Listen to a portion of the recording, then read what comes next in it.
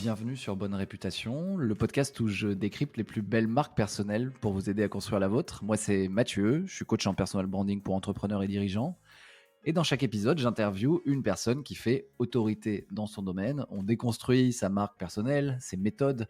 On comprend comment elle est passée d'inconnu au bataillon à leader d'opinion. On ressort avec des méthodes pour construire sa propre marque personnelle. Et aujourd'hui, j'ai le plaisir d'accueillir la maître Jedi du marketing d'autorité, Florence Grégoire. Bonjour Florence. Bonjour Mathieu, ravie d'être ici, présente. Ça me fait très très plaisir. Ben, merci beaucoup de nous rejoindre. D'après ce que j'ai vu dans ta communication, on a tous les deux été bercés par Star Wars, mais ce n'est pas le sujet de l'épisode. Donc je vais essayer d'y aller mollo sur les références geeks. Mais plus sérieusement, je suis ravi de t'accueillir parce que, au fond, l'objectif de tous les gens qui bossent d'une manière ou d'une autre leur personal branding, et c'est quand même le sujet du podcast, qu'on bosse son propre personal branding, sa com personnelle, sa prise de parole, peu importe comment on l'appelle, tous ces gens-là partagent un objectif, c'est d'augmenter leur autorité sur le domaine d'expertise sur lequel ils bossent auprès d'une certaine audience. Et donc, on est pile dans le cœur du sujet. Et la question fil rouge que je voudrais creuser avec toi aujourd'hui, c'est la macro-question qui est derrière le podcast finalement. Et c'est comment bâtir une puissante stratégie d'autorité qui génère, si possible, du chiffre d'affaires. Voilà, quelles étapes stratégiques emprunter pour y arriver. Avant d'aborder cette grande question, je vais te laisser te présenter, Florence. Ravie Mathieu, merci beaucoup. Eh bien écoute, Mathieu, tu as tout dit, quasiment. En tout cas, tu as super bien introduit le marketing d'autorité. Et de mon côté, en fait, je m'appelle Florence Grégoire. Je suis experte en fait en marketing d'autorité, marketing de croissance, coach business en fait pour les entrepreneurs et effectivement à côté formatrice conférencière auprès des grandes entreprises et j'opère également des accompagnements en lead gen, en génération lead qualifié avec mon partenaire Fabien Ferreira. Voilà, je pense qu'en résumé, tu as à peu près le topo de ce que je fais. Bon, merci beaucoup, Florence. Là, on va vraiment. J'aimerais attaquer dans le vif du sujet sur le sujet de l'autorité. Euh, D'abord, on peut se poser la question euh, pourquoi construire une stratégie d'autorité quand on est entrepreneur ou dirigeant? Ça sert à quoi? Et là, j'aimerais bien désamorcer toutes les questions qu'il peut y avoir, ou toutes les personnes qui hésitent, qui disent: «Ah mais c'est que de l'ego», «Ah mais j'ai pas envie moi de me mettre en avant, c'est que c'est ma boîte que j'ai envie de mettre en avant, mais surtout pas moi». Le personal branding, c'est quoi ce truc, d'américain? Parce que c'est encore récent en France le terme, moi j'ai mis du temps à l'assumer. Je l'assume que depuis pas si longtemps finalement. Donc voilà, pourquoi? À quoi ça sert? Alors en fait, l'autorité, déjà la première chose à se dire, c'est quoi finalement le marketing d'autorité et qu'est-ce qu'on entend par autorité? Marketing d'autorité, il va inclure à la fois la marque personnelle, comme tu l'as dit, c'est-à-dire finalement la promotion de sa propre personne, comment on se positionne effectivement au cœur de l'échiquier, comment on se présente et comment on souhaite finalement que notre marché parle de nous. Donc c'est vraiment le travail sur notre propre réputation. Et puis à côté, il y a aussi celui de notre marque commerciale. Ce peut être intéressant, même si au fur et à mesure de notre vie, on peut être amené à changer d'entreprise pour les salariés, à recréer une autre entreprise ou à créer d'autres produits quand on est entrepreneur. Néanmoins, si on a développé une marque commerciale forte autour d'un produit spécifique, eh bien en fait, on contribue à sa visibilité, à la compréhension de ses bénéfices associés et évidemment, bien sûr, de facto, à ses ventes. Donc le fait de travailler l'autorité, ça vous permet d'émerger sur le marché, de mettre en avant tout ce qui va vous différencier et vous rendre unique, mais surtout aussi, ça va vous permettre de bâtir en fin de compte une relation de confiance avec votre audience et de cette confiance, eh bien, va naître en fait des collaborations qui seront évidentes et qui vont amener finalement à de l'achat, à du réachat aussi dans le cadre de fidélisation, un chiffre d'affaires qui va croître en tout cas de manière continue et pérenne à partir du moment où on aura mis en place la bonne stratégie. Ouais, merci. On a parlé de chiffre d'affaires, de confiance et donc d'éléments tangibles et intangibles. Finalement, concrètement, ça veut dire quoi en termes de résultats, créer son autorité? Si on réussit à faire bien le taf, hem on a des résultats tangibles et intangibles. J'ai entendu chiffre d'affaires, résultats tangibles, j'ai entendu confiance, résultats intangibles. Est-ce qu'il y a d'autres résultats à espérer quand on fait bien le travail sur l'autorité? Oui, tu vas pouvoir accélérer, en fait, le délai de closing. J'entends, en fait, tu vois, quand on ne travaille pas son autorité, on va avoir tout un travail pendant la phase de développement commercial qui va être de prouver finalement sa valeur auprès de ses prospects. Donc pour pouvoir accroître de facto la confiance et pour pouvoir susciter le passage à l'action. Et ben, dans le cadre de la construction et le développement de l'autorité, toute cette partie de valeur démontrée, bah, elle est faite au travers des différents canaux, différents de la stratégie de contenu. On va donc construire, eh bien on va dévoiler notre valeur réelle et donc cela va augmenter la qualité de la valeur perçue. Ça, c'est une première Mmh. chose. Donc oui, on va avoir un résultat qui est à la fois tangible et intangible. Ça reste tangible malgré tout la confiance parce que la personne va vous l'exprimer, parce qu'elle va vous apporter aussi d'autres clients et donc bah, va se renouveler, en fait, va se faire une croissance organique et en même temps une croissance basée sur la recommandation qui est très forte. En termes de chiffre d'affaires, eh bien, c'est le travail de l'autorité, c'est un travail déjà qui prend un peu de temps. Il faut être très transparent, hein. C'est comme un travail sur de la création de contenu. On bâtit des piliers, on développe sa visibilité, on multiplie les points d'exposition dès lors qu'on a un premier channel market fit et qu'on se rend compte qu'il y a une vraie rencontre qui se fait avec une audience sur un canal spécifique. Bah là, on peut ouvrir sur les autres canaux, etc. Et donc, forcément, le marketing d'autorité va générer des résultats, je dirais, à horizon de, pour moi, 3 mois. C'est ce que j'observe, grosso modo. On peut forcément aller beaucoup plus vite quand on va mettre l'accent sur, par exemple, un tunnel de vente LinkedIn, un profil, un profil LinkedIn optimisé, une stratégie de contenu. Oui, on peut aller beaucoup plus vite. Mais ça suppose effectivement d'intensifier ses efforts. Je vais prendre un exemple, c'est très important ce que tu dis sur le biais d'autorité et sur le temps d'attente avant d'avoir des résultats. Il y a plusieurs personnes dans ce podcast que j'ai interviewées, je vais les nommer, Juliette Cadeau, Mélissa Osmani, Ruben Tayeb, des gens qui ont développé des grosses audiences sur LinkedIn, mais Mhm. qui, pour le coup, quand ils ont démarré, ils sont partis de zéro. Exactement. Et Charles Elias Farah aussi, je lui ai posé la question. Donc, ces 4 personnes, je leur ai demandé combien de temps, et quand ils se sont lancés de zéro, combien de temps vous avez dû attendre avant d'avoir des premiers résultats. Et c'est que des personnes qui se sont lancées sur LinkedIn en publiant entre 3 et 5 fois par semaine. Mhm. Et la moyenne, c'est exactement ce que tu dis, c'est 3 mois. C'est-à-dire qu'ils m'ont à peu près tous dit, j'ai attendu peut-être 2 mois avant d'avoir mes 2-3 mois avant d'avoir mes premiers leads, 3-4 mois avant de signer mon premier client. Hem, donc important d'ajouter cette notion de temps. Ça prend du temps et sur le biais d'autorité, c'est aussi très important et en fait, ça paraît évident, mais c'est mieux en le disant. C'est clair que, quand on est prospecté par un inconnu, qu'on connaît ni d'Ève ni d'Adam, on va potentiellement peut-être pas lui répondre. Mais si c'est quelqu'un qui nous prospecte, qu'on suit parce qu'on adore ses contenus, qu'il a peut-être une audience de 30 000 personnes, qu'on sait qu'il est probablement sollicité, et cetera, bah là, il y a toutes les chances qu'on lui réponde. Donc je pense que tu as raison, ça augmente et peut-être le délai de closing, mais surtout le taux de réponse de base. Peut-être que 2 personnes aussi expertes, finalement dans leur domaine et en vente, en fait, il y en a juste un qui va avoir 2 fois plus de réponses, pour même avoir des rendez-vous parce qu'il a une Mhm. autorité, quoi.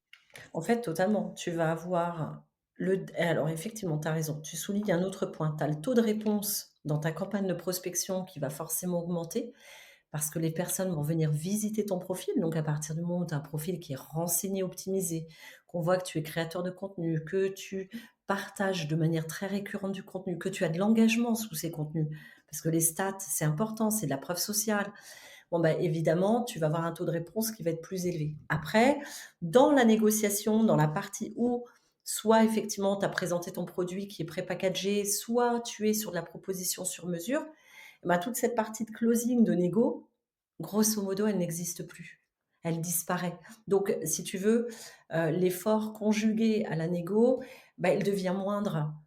Et ensuite, eh bien, la plupart du temps, ce qui se passe, c'est que ton prospect qui te contacte, là, par contre, de lui-même, hors une campagne de prospection, va de toute façon te contacter à partir du moment où il aura été réchauffé préalablement par la consommation de tes contenus.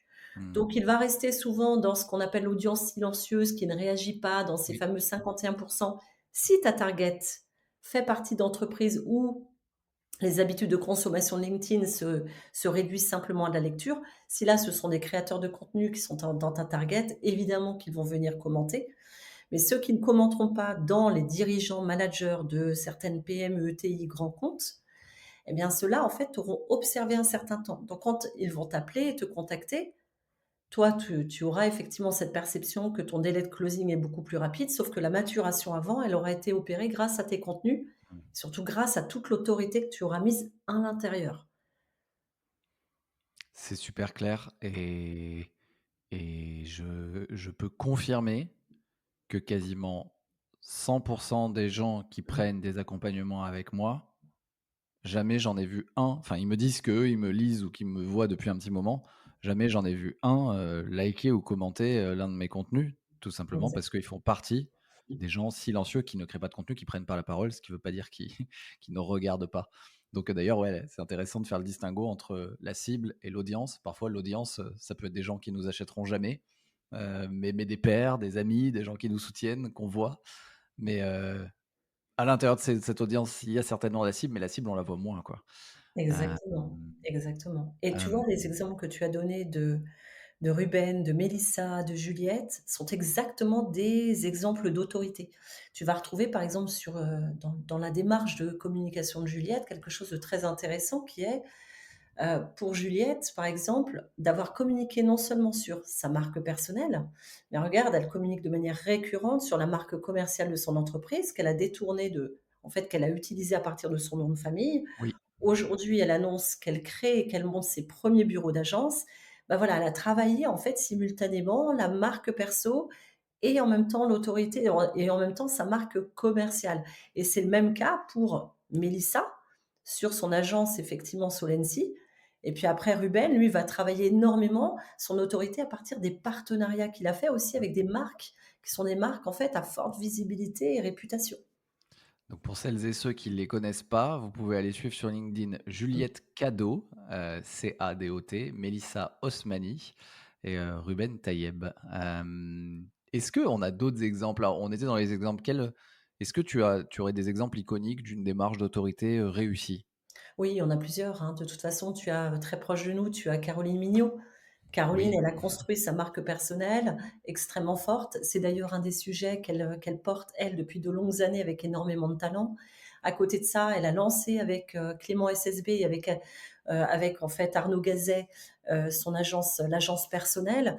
Et regarde, effectivement, tu as un rayonnement, un double rayonnement à la fois de chacun et de Caroline, effectivement, et à côté de ça, de l'agence personnelle qui aujourd'hui, bah, est un acteur de référence dans la création de vidéos verticales. Tu as cela. Après, si tu vas beaucoup plus loin, aux États-Unis, ouais, moi, des marques d'autorité que j'adore, Chris Do, dont je parle énormément. oui. Bah, Chris Do, il a une marque personnelle extrêmement puissante. En plus, il a, énormément d'attributs iconiques que sont, bah, sa façon de s'habiller, ses vêtements, sa casquette qui porte des messages clés, son attitude, ses lunettes, la rythmique de sa voix, les sujets qu'il va porter dans ses interviews avec ses guests. Et à côté de ça, il y a toute, effectivement l'échelle de valeur de ses offres commerciales qu'il met en fait en avant à travers la marque de son entreprise qui est The Future et à travers une mission extrêmement forte qui est d'aller enseigner à 1 milliard de personnes dans le monde à maîtriser les rouages en fait du développement business pour créer en fait une activité qui leur permette, d'être totalement en fait autonomes et prospères. Merci pour la référence Chris Do. Effectivement, j'ai déjà vu des super contenus, mais j'irai revoir, de manière plus intentionnelle. Est-ce que tu as d'autres, j'adore les exemples américains ou d'autres pays parce que ça nous permet de sortir un peu de l'écosystème franco-français et d'ouvrir les chakras. Est-ce que tu as d'autres exemples que tu adores et que tu suis aux Ah États-Unis, oui. par exemple? Ouais, ouais, moi j'en ai plusieurs.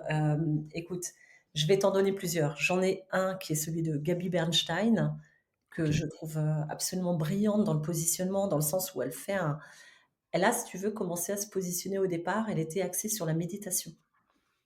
Un OK. positionnement hyper simple, mais niché, très segmenté, s'adresse à des personnes qui avaient besoin de retrouver, bah, justement, d'avoir la vie qu'ils aiment. C'était ça, en fait. C'est, le comment la promesse, c'était en fait, vivez la vie que vous aimez. Et donc grosso modo, elle était partie là-dessus. Elle a évolué. C'est quelqu'un qui a effectivement figuré dans des grands médias, qui a été interviewé par Oprah Winfrey et aujourd'hui, en fait, son positionnement, il a évolué. Elle se positionne comme spiritual leader avec une vraie promesse qui est: «Je vais vous aider finalement à manifester la vie qui dépasse tout entendement, la vie de vos rêves les plus fous». Et ben, c'est là où on voit que finalement, dans l'autorité, au départ, on va commencer sur une communication qui est très ciblée, qui est nichée, qui va avoir avec une promesse vraiment très précise et spécifique, pour aller vers quelque chose de beaucoup plus universel et qui va faire appel en fait à nos désirs les plus et à nos instincts les plus puissants. L'amour, l'argent, le sexe, le bonheur, etc. Un autre exemple, que moi j'aime énormément parce que je trouve que le positionnement, même le modèle économique est brillant, c'est celui de Mindvalley. Avec Vishen, son PDG, qui lui parle, énormément, prend énormément la parole, déjà dans les vidéos, dans les médias. Ensuite, c'est lui qui interviewe les personnalités, les speakers qui sont en fait mis en valeur par Mindvalley. Il les interviewe, il leur donne une exposition fulgurante. Ça a été le cas avec Regan Miller sur la manifestation également. À côté de ça, la marque commerciale, en fait, Mind Valley a commencé par: on vous crée en fait une école avec une éducation nouvelle parce qu'aujourd'hui, en fait, on a constaté que certaines disciplines ne sont pas enseignées à l'école. Et finalement, aujourd'hui, le positionnement de Mind Valley a évolué et c'est: devenez meilleur chaque jour.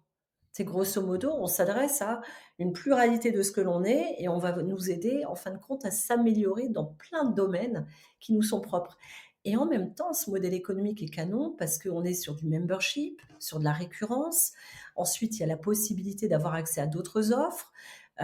Et du coup, en même temps, la manière dont ça a été mis en forme, graphiquement, au niveau de la copie, c'est extrêmement magnétique et attractif et ça donne envie d'y rentrer. Merci beaucoup. Je ne connaissais pas Mindvalley, donc je vais aller voir. J'ai je me le suis noté pour aller voir ça et je mettrai dans les notes de l'épisode pour, les Mmh. auditrices auditeurs.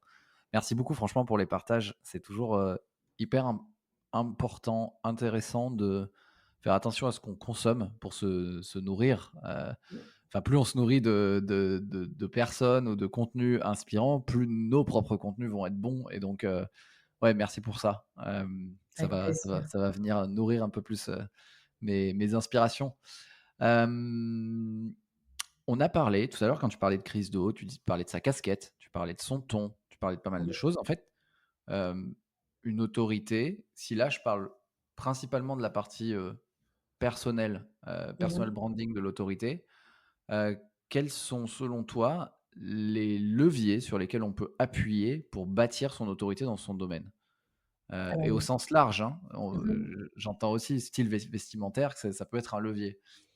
Alors, tu as le style vestimentaire, tu as l'expression évidemment, tu as les références culturelles pour moi qui me semblent tellement essentielles, c'est ce que j'ai fait dans mon propre business. Tu as les partenariats que tu vas nouer avec des marques qui vont refléter tes valeurs, ton positionnement et qui vont te permettre, dans certains cas, effectivement, d'aller te positionner sur du premium. Tu peux avoir effectivement en même temps ta preuve sociale, c'est-à-dire les clients avec lesquels tu as travaillé et que tu as accompagné, donc des statistiques associées. Tu vas avoir aussi, eh bien, la manière dont tu vas engager ton marketing conversationnel. Quelle conversation tu vas nouer avec ton audience? Comment tu vas l'approcher? Je te donne là, pour le coup, mon propre exemple qui est que, je mémorise ce qu'on me dit, en fait. Donc du coup, la construction de mon réseau, de la totalité de mon réseau, pour véhiculer mon autorité, elle est passée par pas moins de 450 entretiens sur Zoom avec mes propres personas pour absorber en continu toute la connaissance, de manière à ce que derrière, dans les échanges, dans le contenu que je vais véhiculer, il y a des références à des personnes, il y a des mises en avant de certains profils, il y a des connexions qui sont créées avec des synergies et des groupes qui se sont formés, il y a même des entreprises qui se sont créées suite à cela. L'autorité, elle se matérialise par plein de manières différentes de l'aborder. Ce qui est important, c'est de se dire à qui je m'adresse, qu'est-ce que je veux proposer d'unique à cette cible-là, comment est-ce que moi je vais me rendre différent des autres sur le marché, sachant qu'on est sur un marché qui est quand même à forte densité en général, avec une évolution des technologies très forte comme avec l'IA qui accélère aussi toute la transformation de nos métiers. Qu'est-ce que je vais finalement apporter comme expérience client qui ça va aussi rejoindre mon autorité? Est-ce que c'est une expérience client avec, beaucoup de proximité, de familiarité? Ou est-ce que je vais être sur un positionnement un petit peu plus premium, où je vais soigner et anticiper les besoins du client? Comment est-ce que je vais finalement concevoir tout le parcours prospect, client et en offboarding, c'est-à-dire une fois qu'il part, qu'est-ce que je prévois de faire pour le fidéliser? Quelles émotions je veux lui faire ressentir? Quelle plateforme je veux lui offrir graphiquement, avec une copie, avec effectivement des events, des petites actions à faire à gauche, à droite. Qu'est-ce que je veux offrir? Qu'est-ce que je veux susciter finalement dans tout le système en fin de compte, je dirais sensoriel de mon audience pour que ça marque suffisamment son esprit et quel ancrage je veux susciter pour que je reste dans la mémoire et que quand finalement on me voit, on se dise: «Tiens, je reconnais, ah bah, je reconnais que c'est Mathieu.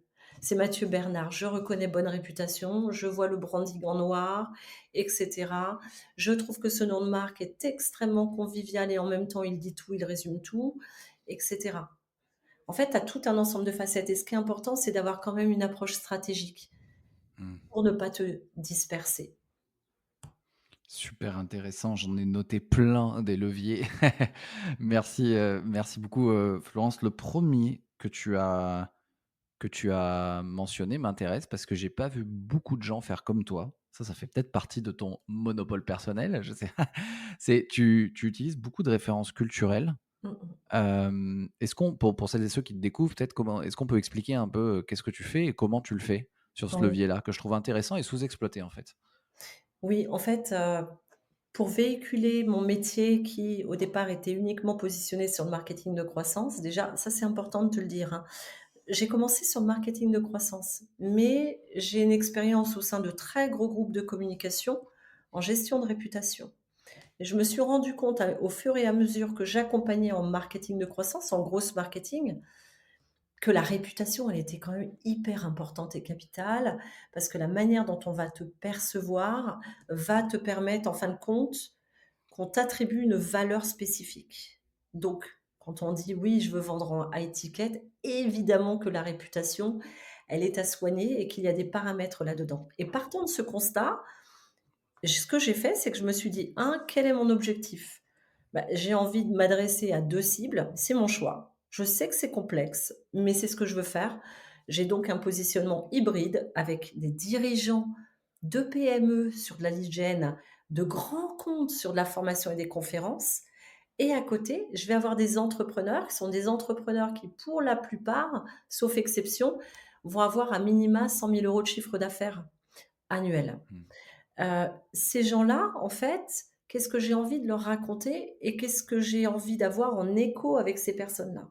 Donc j'ai opéré, en fait, toute une exploration de soi. C'est ce qu'on fait, hein, quand on veut faire du marketing d'autorité et qu'on veut travailler un positionnement. Pour travailler ce positionnement, d'abord, ça passe par une connaissance de soi. Qu'est-ce que je veux? Qu'est-ce que je veux mettre en avant de moi-même? Quel est mon système de valeurs? À quel archétype, par exemple, je réponds? Est-ce que j'ai plutôt un esprit de sage, d'aventurier, de facétieux?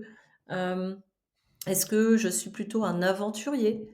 Ensuite, quelle est la vision que je porte? Qu'est-ce que j'ai envie de servir comme but élevé? Non seulement pour moi-même, parce que je peux avoir un rêve de vie, une aspiration, ça peut être effectivement ton cas, mon cas, on a tous un rêve de vie, une idéalisation de ce que l'on veut atteindre, mais de facto, en fait, en corollaire de ça, on va avoir aussi une aspiration élevée de ce qu'on veut apporter de manière très universelle.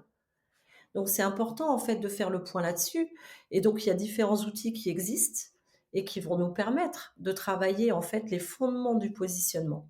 Et donc quand j'ai monté mon entreprise, je me suis rendu compte que pour moi la notion de bien, de mauvais, de bon, en fait, j'avais vraiment besoin de véhiculer ce qui m'incarnait moi personnellement, la notion du bien, la notion en fait de la contribution universelle et de l'entraide, la justice, la réconciliation, ce qu'on retrouve finalement dans toutes les références associées à Star Wars, il y a toujours ce choix finalement. Qu'est-ce qui fait que tu vas être Jedi et qu'est-ce qui fait que tu vas verser du côté sombre de la force? C'est que tu sauras pas gérer tes émotions dans le bon sens et que tu vas te faire submerger par tes émotions qui vont t'emmener vers la séparation, la lutte, le conflit, la vengeance, et cetera. Tu as le choix de tes émotions, tu as le choix de la manière dont tu vas réagir. Et donc je me suis dit: «C'est ça qui incarne profondément, en tout cas, ce que je suis», et donc la marque de mon entreprise s'appelle Write, parce que pour moi, ça me semblait évident, et je l'ai appelée WRIITE parce que c'était une déclinaison de l'écriture et que par l'écriture, j'ai la conviction que, de toute façon, la pérennité de notre humanité, elle est passée par l'écriture, par la transmission du savoir, par la transmission des valeurs, et donc et en même temps, dans ce Write, il y a cette notion de bien. Et donc, en déclinaison de tout ça, qu'est-ce qui semblait tellement logique pour moi? C'était de commencer à communiquer en faisant appel à des références pop culture comme Star Wars, qui touchent tout le monde, dans lesquelles tout le monde, quelles que soient les générations, se reconnaît. Donc du coup, je pouvais toucher les dirigeants, les entrepreneurs. Et ensuite, vers quoi j'ai évolué cette année? Je garde mes personnages de Star Wars, je garde ma Wonder Woman qui veut sauver l'humanité. Et en parallèle, je vais aller mettre un Nelson Mandela, une Oprah Winfrey, des figures qui ont incarné ces fameux héros, de manière contemporaine ou pas, et qui ont vraiment apporté un changement. C'est très inspirant. En tout cas, j'invite toutes les personnes qui nous écoutent, qui connaissent pas, Florence, à aller voir ses posts LinkedIn puisque c'est très visuel, hein, ce que tu fais. Mmh. Tu crées des visuels avec ces personnages. Je crois que tu as mis en avant, Daenerys Targaryen, il y a pas longtemps. Pour ceux Exactement. qui voilà, il y a des refs aussi à des choses plus récentes comme Game of Thrones. Hem, quel est c'est juste par curiosité, c'est quoi t qui est ton personnage préféré dans Star Wars, du coup? Je me Alors, demandais. moi, de toute façon, ça a été et ça sera toujours, Maître Yoda, parce que pour OK, moi, derrière ce personnage qui finalement, bah, qui rassemble toute une sagesse, il y a vraiment le «l'habit ne fait pas le moine». Donc ce que ouais. ça nous renvoie à finalement ce que tu peux voir face à toi avec tes propres yeux humains ne reflète pas forcément la qualité, la profondeur, la sagesse et la force d'une personne. Mmh. C'est vrai qu'il paye pas de mine au début quand on Mmh. le voit, Maître Non. Yoda, ouais, et après on se rend compte que c'est le plus fort, le plus sage en tout cas, Mmh. et merci. Moi, c'est Obi-Wan Kenobi, et Ah oui. Ah oui. et je dois dire d'ailleurs en termes d'astuces, c'était Caroline Mignot qui avait donné cette astuce, il y a longtemps, pour dire, bah, quand vous savez pas comment parler, comment écrire, imaginez-vous un personnage fictif, et c'était un peu une technique d'incarnation, et écrivez votre post en disant: «Comment ce personnage parlerait?» J'avais trouvé ce Mmh. conseil sympa, donc voilà, je lui rends la pérennité de ce conseil, et moi je m'étais dit: «Mais en fait, au début, ça me servait de me dire: "Tiens, comment Obi-Wan Kenobi parlait?" Et je le révélais jamais, je le gardais pour moi, mais ça m'aidait à écrire mes contenus, et à trouver un peu mon ton. Maintenant, j'en ai plus du tout besoin, mais c'est pas mal aussi de se servir des héros et de l'imaginaire pour se dire: «Là, je veux écrire quelque chose, avec, et peut-être j'ai des modèles d'inspirants, et de dire: «Mais comment Bien lui, sûr. il s'exprimerait?» Ça peut aider vraiment au début. Parce qu'on n'a pas tous un style, Ouais. un super style littéraire, et cetera, et que finalement ça peut, voilà. Mmh. Petit tips. Hem, OK. Combien, on a parlé de tout à l'heure, on a dit que ça prenait du temps. Moi, j'ai donné quelques exemples sur, LinkedIn, ça peut prendre 3 mois avant d'avoir du business. Combien de temps ça prend généralement pour toi ou pour tes clients de d'installer une autorité? Comment on sait quand c'est installé, en fait? Alors, moi, je vais te dire que ça prend effectivement 3 mois en moyenne. Ça, là-dessus, c'est hyper important d'être très transparent parce qu'en fait, il y a une étape fondamentale qui est celle de la connaissance persona, et moi, j'entends encore des personnes qui me disent: «Ah non, mais c'est pas forcément utile» ou «On connaît nos personas», et en bout de course, ce sont des prises de notes qui sont faites de manière peut-être un peu éparse. Donc du coup, cette connaissance persona, elle va prendre du temps déjà. Bien sûr qu'on peut la faire en speed, ça arrive de la faire en une semaine chrono, ça je veux bien quand on est hyper pressé, mais grosso modo, en moyenne, pour aller interviewer les personas, pour aller scorer les données, pour aller faire ressortir tous les faits saillants qui ressortent le plus, pour pouvoir modéliser ce persona, je dirais que facilement entre 3 semaines, un mois, c'est très bien parce qu'il nous faut une cinquantaine de personnes en moyenne. Ça déjà la première chose. Et donc du coup, cette connaissance-là persona, elle prend du temps. Donc à partir du moment où tu as compris en fait ce qui se passe au niveau de tes personas, là pour le coup, c'est beaucoup plus facile aussi de faire un positionnement, de travailler ce positionnement, tu vois? De ce que je t'ai dit avant sur mon propre exemple, de travailler le positionnement, et ensuite, chose hyper importante, c'est que soit c'est un positionnement que tu vas définir parce que tu te lances, Mmh. Soit parce que tu es arrivé et ça ça arrive très souvent, hein, on va arriver à des stades paliers dans notre vie entrepreneuriale où ce qu'on avait développé, ça a marché et d'un coup, boum, ça bloque. Bah, c'est parce qu'en fait, en général, nous avons évolué, notre business aussi va évoluer de facto et nos personas ont évolué. Donc déjà d'avoir cette connaissance en continu et en parallèle, pour répondre à ta question, eh bien, une fois qu'on a cette analyse persona qui est posée, on va définir le positionnement. Ce positionnement-là derrière, on va le décliner graphiquement sur l'ensemble de nos plateformes, dans notre copie, sur l'ensemble de notre plateforme, dans la création de contenu et dans l'extension et le développement qualitatif de notre réseau et dans les partenariats. Et quand on dit partenariat, ça va être pour moi du podcast tour, le fait de passer à travers certains podcasts. Tant d'eux, on peut faire de la presse, ça peut être hyper intéressant. Parallèle, on travaille en partenariat avec d'autres entrepreneurs, bah, comme Mélissa et Juliette se sont associées entre elles, d'accord? Et donc forcément, je dirais qu'il faut travailler tout ce socle-là et qu'il faut bien 3 mois pour poser tout ça. Mmh. Maintenant, en créant du contenu de manière récurrente, un minimum 3 posts par semaine, ce qui nous entraîne à peu près plus de 120 de visibilité, et ben, ça va nous permettre déjà de commencer à créer d'activer le biais d'exposition. Donc, par la multiplication de notre exposition, de s'ancrer dans les mémoires des gens. Mmh. Et donc, dès lors qu'on va commencer à communiquer de manière claire sur les offres, là, ça va générer du business. Et les problématiques que je rencontre, la plupart du temps, c'est: «Ouais, j'ai bâti en fait ma marque personnelle, mais je n'arrive pas à vendre». Bah, oui, parce que quand on regarde le profil LinkedIn, il y a pas forcément de segmentation lisible des offres. On sait pas soit on sait pas ce que la personne propose comme offre, il y a la rigueur de la prise de rendez-vous, mais ça s'arrête à ça. Donc c'est pas clair. Il y a pas de lisibilité des offres, il y a pas d'appel à action et il y a pas d'annonce de manière récurrente dans la stratégie de contenu de l'offre, des sièges disponibles, de live possibles pour pouvoir effectivement actionner de la captation de leads, de prospects qualifiés. Il y a pas toute cette stratégie, en tout cas cette mise en place de tunnel. Mmh. Sans la mise en place du tunnel, compliqué aussi de convertir. Oui, oui, s'il suffisait de poster du contenu, ce serait trop beau.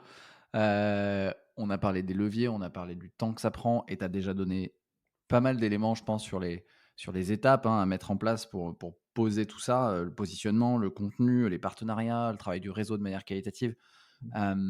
Est-ce que, en mode un petit peu récap, pour les gens qui nous écoutent et qui ont bien compris là tous les enjeux, mais qui veulent s'y mettre, est-ce qu'on pourrait donner, comment s'y prendre, schématiquement, hein, chacun est différent, mais comment s'y prendre en termes d'étapes stratégiques Oui, pour, construire sa stratégie d'autorité?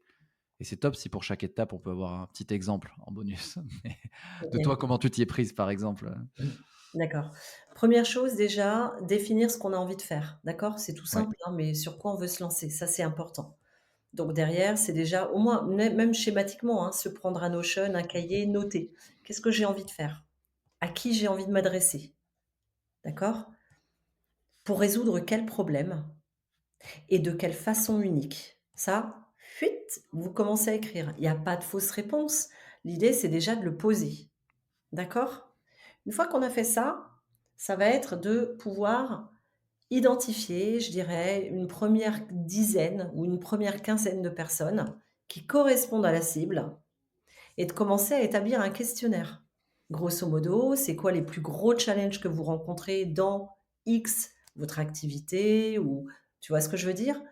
Qu'est-ce qui représente le plus des difficultés aujourd'hui et en quoi c'est si difficile? On va aller creuser la problématique. Et souvent, c'est ça qui permet de comprendre quels sont les problèmes derrière les problèmes. Parce qu'il y a le Mmh. problème affiché et il y a le problème réel. Et on a des injonctions au soi fort dans notre environnement qui fait que des gens vont avoir du mal à dire: «J'ai du mal à gagner de l'argent» et derrière le «j'ai du mal finalement à gagner de l'argent et à générer des clients», derrière il y a toute la problématique familiale, il y a toute la problématique de confiance en soi et cetera. Et c'est super important de comprendre ça. Parce que ce sont des facteurs psychologiques qui peuvent être à la fois des boosters, mais aussi de vrais bloqueurs dans le développement de l'autorité et du business. D'accord? Donc pareil, on travaille donc ces personas, on fait ce questionnaire, on va identifier les habitudes de consommation, ce qui permet pour vous d'aller chercher des audiences similaires. Qu'est-ce qu'ils aiment effectivement comme créateurs de contenu? Quelle plateforme ils vont consommer? Quels titres de médias ils vont suivre? Quels sont les auteurs qui vont leur plaire? Pourquoi? Quels sont les outils de communication qu'ils privilégient?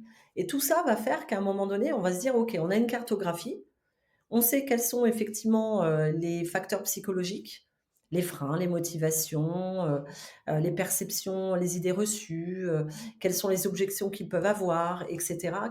Peuvent avoir leurs rêves et leurs rêves les plus fous. Donc on va avoir tous les leviers sur lesquels on peut actionner et à côté de ça, les habitudes de conso vont permettre de savoir exactement où ils se situent, à quel endroit, qu'est-ce qu'ils en font et de quelle manière ça les impacte. Ça, on modélise le persona. À partir de là, on va commencer en fait à définir Mmh. le positionnement. En fonction de ça, on se dit: «OK, très bien, on a compris le système de valeurs, on a compris comment fonctionnait la psychologie de nos personas. Nous, maintenant, on va le poser». Et là, j'adore sortir un exemple d'un outil qu'a fait Romain Drouet en interview chez Marketing Square au micro de Caroline Mignot. C'est le travail des alignements logiques. Et j'en parle beaucoup autour de moi parce que je trouve que cette interview est brillante. L'exercice présenté par Romain est extrêmement pratique, super astucieux et très transformateur. Mmh. Il permet en fait d'identifier quel est votre why et de comprendre si vous êtes aligné selon ce why dans tous les domaines de votre vie, qu'ils soient Mmh. comportementaux, environnementaux, et cetera, et donc de voir là où il y a un espèce de désalignement. Donc là, du coup, Oui. vous savez quel est votre why. Et je précise que cet épisode, je l'ai écouté aussi et je l'avais trouvé, génial. Et en plus, Romain, bah, il fait un exercice live qui est super difficile parce qu'il arrive à faire l'exercice à Caroline en live et du coup, c'est un super exemple, c'est super parlant et Mmh il utilise quand même quelque chose qui existe déjà, qui s'appelle l'échelle de Diels.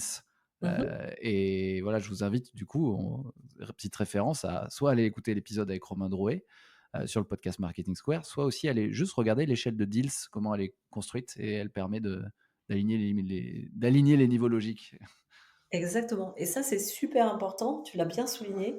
Le fait de savoir ça, déjà, on a une connaissance, une exploration de soi. Après, il y a le travail des archétypes de Jung que j'aime beaucoup mentionner et que j'avais mentionné dans le premier numéro de ma newsletter. L'idée, c'est de se dire, on a 4 cadrans et dans ces cadrans, en fait, on aura au moins un archétype qui nous correspond. On peut être sage, on peut être effectivement un aventurier, on peut être un facétieux, comme je le disais au début. Ce sont des traits de caractère, mais associés à ces personnages, à ces archétypes qui représentent notre personnalité, il y a des palettes graphiques de couleurs, par exemple. Il peut y avoir OK. des typologies de caractères, de police. Il va y avoir des exemples. Alors, on peut aller puiser, même avec l'IA, et avec des outils comme Perplexity, on peut aller Ouais. puiser des recherches, on peut retrouver des références de bouquins associés aux archétypes de Jung, de films, on peut retrouver des références de marques, de publicités. Donc tout ça, ça va alimenter la réflexion. C'est comme ça, hein, qu'on fait bouillonner une créativité, et donc une fois qu'on a regardé un petit peu ces archétypes, c'est de poser un petit peu ce sur quoi on est fort. C'est où est-ce qu'on est actuellement? Sur quel canal? Qu'est-ce qui marche le plus? Comment? Pourquoi? Comment ça se justifie finalement? Quels sont les produits qu'on vend? Qu'est-ce qui marche? Qu'est-ce qui marche pas? Dans quoi, en fin de compte, on se sent à l'aise? Dans quoi on est finalement excellent et dans quelle zone de génie? Qu'est-ce qui marche? Qu'est-ce qui marche pas? Ça, c'est tout ce qui est facteur de réussite, et cetera. D'accord? Je te perds pas, c'est OK? C'est super clair, merci. Il y a un autre paramètre qui est super important que moi je fais auprès de mes clients et que j'adore faire, c'est l'enquête de perception. Finalement, en fin de compte, ce qui est important, c'est de comprendre la manière dont ton audience aujourd'hui te perçoit et perçoit ton business et perçoit ta marque personnelle et ta marque commerciale. Donc il y a des questionnaires comme ça que j'affûte avec mes clients qui permettent de savoir exactement et précisément comment ils sont perçus par leur audience, tels qu'ils sont dans leur personnalité, dans leur positionnement, dans leur stratégie éditoriale, dans la tonalité des contenus, dans la praticité des contenus, dans les partenariats qu'ils peuvent nouer, et cetera. Comment eux se perçoivent eux-mêmes et qu'est-ce qu'eux perçoivent de ce que les autres perçoivent. C'est ce qu'on appelle la métaperception et ça permet de voir là où il y a des hiatus, c'est-à-dire des décalages, donc de les corriger et l'enquête de perception, elle livre, mais vraiment et ça c'est dingue, clé en main, le plan d'action. C'est noté, hein. Il y a plus qu'à. Donc pour faire un plan d'action, c'est canonissime. Ça, une fois que c'est fait, tout ça, tous ces éléments, c'est posé. Là, pour le coup, le positionnement va devenir clair. Sur quel marché je veux précisément me poser. Souvent, on va se dire, bah oui, je m'adresse à des entrepreneurs. Oui, à quel stade d'évolution? Mmh. Lancement, développement, accélération, les trois. Qu'est-ce que je propose comme service? Est-ce que c'est un service bah, qui va être du done for you, je fais tout pour la personne? Est-ce que je fais du done with you, je le coach et on co-crée? Est-ce que je le forme en teach for you? Quelles sont les modalités? Sur quelle période? À quel prix? Etc. Et là, du coup, une fois que la première offre elle est posée, l'idée c'est d'aller la pitcher. Pitcher votre offre, vérifier auprès de votre audience que cette offre elle est bien accueillie, récolter les feedbacks, affûtez-la.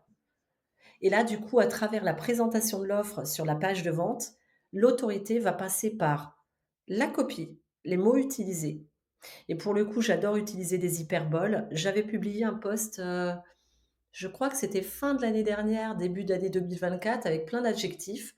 Allez puiser dans les adjectifs, allez puiser dans les hyperboles, parce que du coup, on va avoir besoin de, effectivement, de vivre et de lire des contenus avec du contraste, avec du renforcement d'idées, etc. C'est beaucoup plus impactant et beaucoup plus captivant et ça suscite beaucoup plus de conversion. La copie, le graphisme va véhiculer l'autorité. Il y a des couleurs qui vont véhiculer plus d'autorité que d'autres. Des couleurs sombres qui sont très positionnées en premium, qui symbolisent la force, la solidité, la fiabilité, la robustesse, etc. Et c'est pour ça que j'avais mélangé, moi, de mon côté, le rose et le noir pour créer un effet de contraste et pour en même temps créer une rupture. Hem, il y a ça, donc une fois que vous avez fait ça, c'est derrière le canal. Si par exemple vous vous lancez en B2B, ça va être sur LinkedIn, le profil LinkedIn, le brander. Au besoin, aller se tourner vers des personnes. Il y a des personnes comme Manon Verbeek qui font un graphisme extraordinaire et qui, sont très, très bonnes justement pour aller développer toute la charte graphique d'une personne. Il y a Adria Gazet qui est super aussi, qui travaille très bien.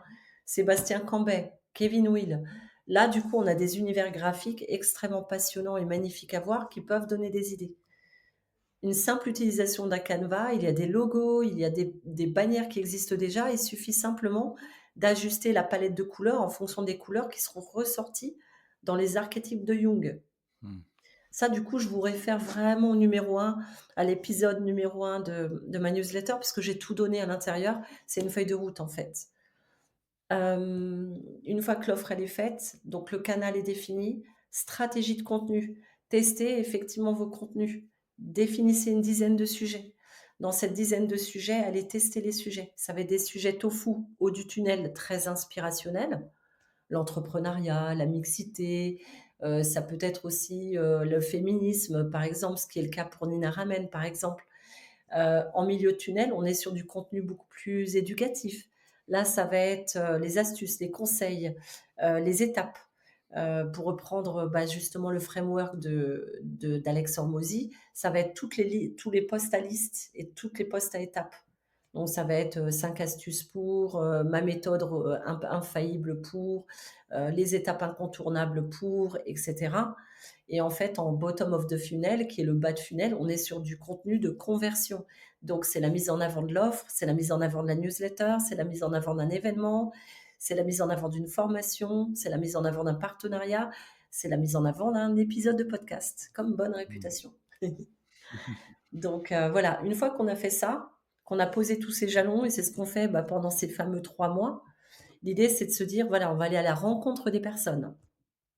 Donc se définir tous les jours un OKR. Il y a des outils, j'en ai diffusé un gratuitement qui est, sur mon Gumroad, qui est le 12 Week Planner pour LinkedIn, où on peut se dire, on envoie par exemple, on va commenter 15 personnes par jour. Mmh. Parce que ça génère plus de 90 de visites, je crois, sur notre profil. Je veux pas dire de bêtises.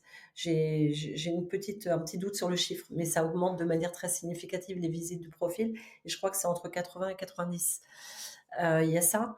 Hem, se dire tous les jours: «J'envoie une dizaine, une quinzaine d'invitations», parce qu'il y a une limite, à 100 invitations par semaine sur LinkedIn, par exemple. Et donc de nouer la conversation, d'engager le dialogue autour des points en commun, autour des passions, autour de la manière dont les personnes travaillent. Ce peut être aussi engager un dialogue entre collègues d'un même métier, même si la personne en face est une target. Tout ça va venir abreuver la réflexion, va vous aider à avoir une connaissance persona et en parallèle de quoi, en recueillant tous les éléments, déjà avoir plein d'idées de contenu et toujours affûter la stratégie d'autorité. Parce que, bah, la réputation, elle se travaille au fur et à mesure. Donc une fois qu'on a fait ça, qu'on travaille ce réseau, eh bien, on file vers les partenariats et là, c'est pareil, travailler des partenariats de marque. Je vais donner un exemple, j'ai bossé par exemple avec HubSpot, on a fait une conférence sur le développement business sur LinkedIn. Bon, bah, voilà, le fait de s'associer à une marque, on va chercher une marque qui partage le même système de valeurs et qui est positionnée sur un segment de marché qui correspond au nôtre ou qui est complémentaire et qui en même temps a une réputation qui va aussi rejaillir sur la nôtre et inversement d'ailleurs. Mmh. Donc ça, c'est à peu près toutes les étapes qui sont, bah, c'est un travail qui est quand même assez conséquent, mais ça se fait étape par étape, bloc par bloc. Et en fait, l'idée, c'est pas de se dire: «Ah mince, il faut que j'ai développé mon autorité le plus vite possible». C'est: «Comment est-ce que je vais prendre bloc par bloc et comment est-ce que je vais faire bien chaque bloc?» Et même si c'est pas parfait, de lâcher la quête de perfection et de se dire: «L'important, c'est que je passe à l'action pour tester ce que je suis en train de lancer».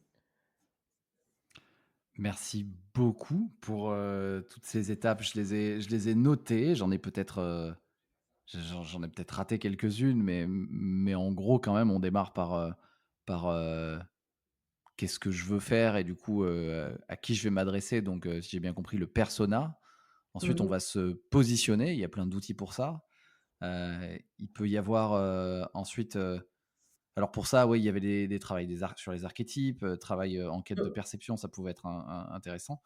Ensuite, il y a la stratégie de contenu où on se met à communiquer, et on teste, et il y a aussi la stratégie de réseau, de réseautage, de développement Ah oui. d'audience qui nous Mmh. permet d'être en continu en train de d'affiner, à qui je parle, quels sont leurs vrais problèmes, et cetera. Et on voit que ça, c'est ce qui est intéressant, c'est que c'est des étapes, en fait, à mon sens, qui sont jamais terminées, parce que c'est des Oui. cycles, quoi. On est en continu, en itération continue, et ouais, en même temps, 3 mois, c'est bien de se dire que ça prend 3 mois. Enfin, on comprend pourquoi, ça prend un peu de temps. Et selon toi, quels sont les écueils, tu vois, les erreurs à éviter quand on passe par ces étapes? Le Enfin, premier les ceux que écueil tu vois. Ouais, le premier écueil, c'est celui c'est le ce oh ça y est, je bégaye. Le premier écueil, c'est de se dire: «OK, je vais faire vite mes personas». C'est une erreur. OK. En fait, les personas, je vais prendre un exemple, mais vraiment basique.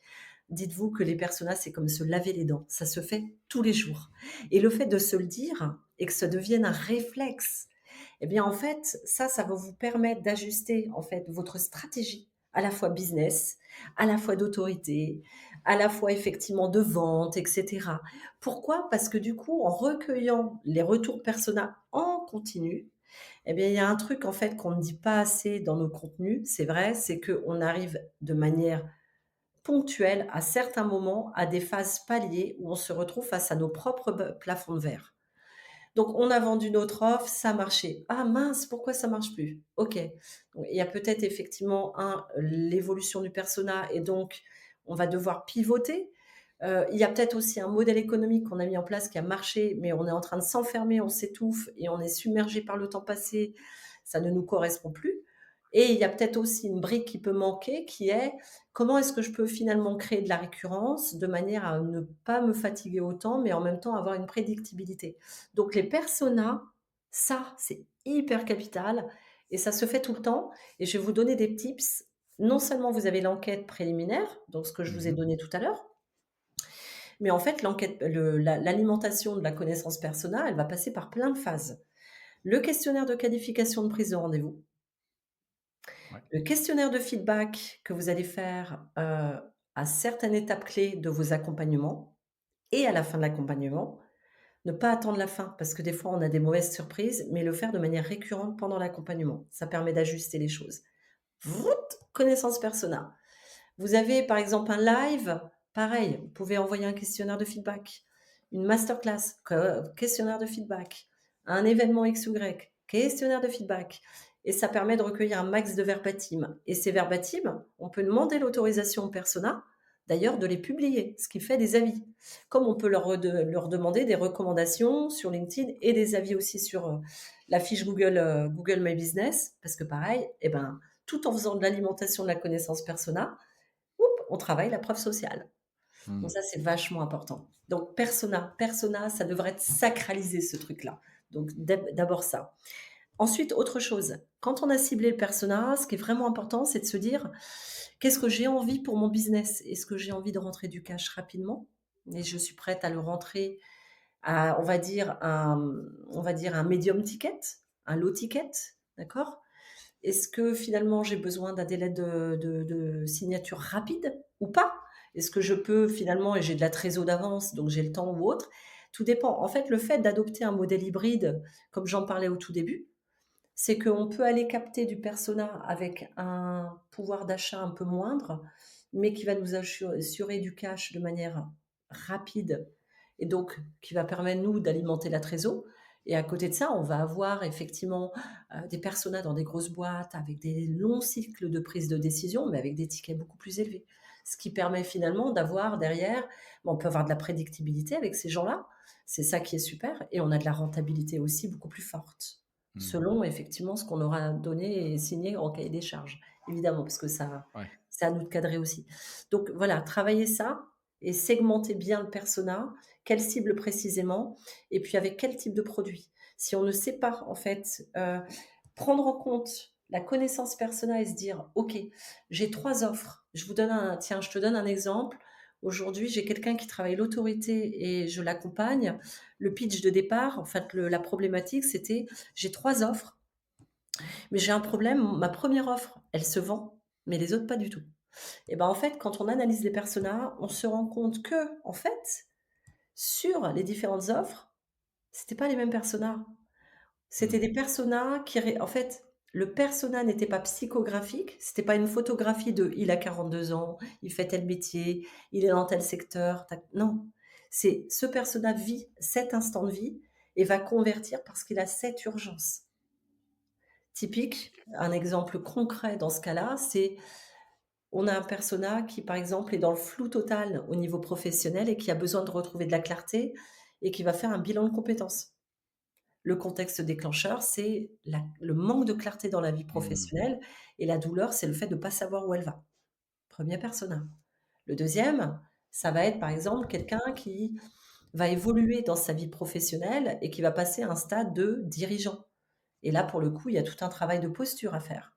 La Mmh. douleur, c'est comment finalement je fais ce saut quantique, comment j'embarque pour ce poste-là, comment je vais l'occuper, comment je vais inspirer, impacter et comment finalement je vais pouvoir me développer et développer ma boîte sans me laisser me déborder. Autre contexte déclencheur, Mmh. autre persona. L'autre persona, eh bien, c'est quelqu'un qui a vécu par exemple un traumatisme dans le travail, burn-out, ça peut être du harcèlement, de la discrimination. Il y a eu une rupture de confiance avec le milieu du travail. Comment est-ce qu'on fait pour réconcilier la personne? Autre contexte déclencheur. Pour autant, de prime abord, on aurait pu penser que c'était des Ouais. personnes à partir de la quarantaine, en transition professionnelle et si on avait fait que ça, on passait à côté. Donc, pour travailler l'autorité, c'est aussi important d'avoir une lisibilité au niveau des offres et de savoir précisément à qui on s'adresse et quel est derrière le vrai déclencheur du passage à l'action, de recourir à vos services. Mmh. Donc pour moi, ça, c'est un des écueils, c'est de se dire: «Mon personnel est psychographique».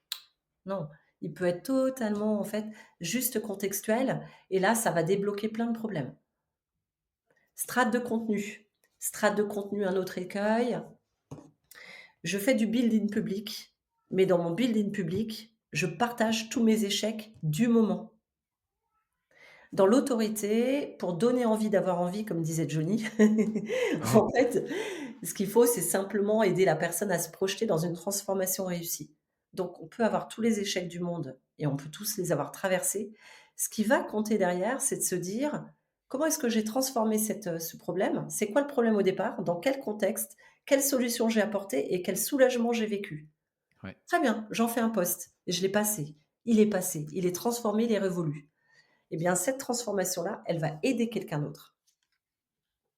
Et si on reste dans du pathos, les gens n'ont pas besoin de ça déjà. Il y a une aversion effectivement à la douleur, au stress, à la friction et le cerveau, lui, de toute façon, quand il va arriver sur le poste, il aura envie de savoir: «Oui, OK, très bien, mais c'est quoi et en quoi ça me concerne et qu'est-ce que ça me Ouais, rapporte?»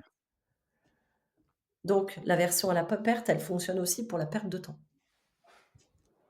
Donc très vraiment pas vrai. de pathos. Et ensuite, les partenariats, c'est de choisir les bonnes personnes et de pouvoir être dans un partenariat qui soit pour le coup, un équitable et complémentaire, qu'il n'y ait pas de frustration, avec un vrai partage de valeurs authentique. Faire vraiment attention à l'historique de la personne, ce sur quoi elle a communiqué, l'historique de la marque, ses valeurs, la manière dont elle les incarne vraiment, et de manière à ce que quand on fait ce partenariat-là, pour le coup, ça nous apporte mutuellement et ça nous tire vers le haut. Mmh. Et le dernier écueil, dans l'autorité, il y a aussi forcément prospection, c'est de vouloir vendre son offre tout de suite, d'être tout de suite dans une démarche de vente dans les messages. Or, il y a cette urgence à vendre qui fait que, en fin de compte, aujourd'hui, on passe par moments encore à côté de ce qu'est une collaboration, c'est-à-dire une rencontre qui commence d'abord par un échange, par des vues partagées, par une expérience qui est relatée ensemble et que le processus de «je cherche à vendre tout de suite», il marche de moins en moins, en fait. Et c'est pour ça que souvent on parle de la stratégie d'autorité et de la création de contenu, c'est qu'on travaille toute, justement cette affectation de valeur parce que l'on va démontrer à travers nos contenus et parce que l'on va démontrer aussi à travers n les résultats qu'on a générés. La vente est relationnelle avant d'être transactionnelle. Exactement. Hem, j'ai promis de te libérer à l'heure et je vois qu'il reste quoi? À peine 5 minutes. Merci beaucoup Florence pour, tout ce que tu as partagé. Là, on est sur un épisode masterclass. Hem, comment faire pour et te suivre ou te joindre ou t'envoyer un petit mot sympa après l'épisode ou, oui, te lire, consommer tes contenus? Je mettrai tout Alors, dans les notes de l'épisode. le plus simple, c'est de me joindre directement sur LinkedIn. Là, pour le coup, en fait, je donne énormément de conseils pratiques que les personnes vont pouvoir actionner et ça vient en écho avec tout ce que j'ai dit. Donc, pour celles ou ceux qui vont avoir l'impression qu'il y a beaucoup d'informations dans cet épisode et que l'on a partagé ensemble, dites-vous bien que tout ce que j'ai dit est de toute façon vulgarisé et détaillé dans mes posts. Donc, il suffit de prendre le post, clac, clac, copier-coller quasiment, en fait. Donc ça, c'est la première chose.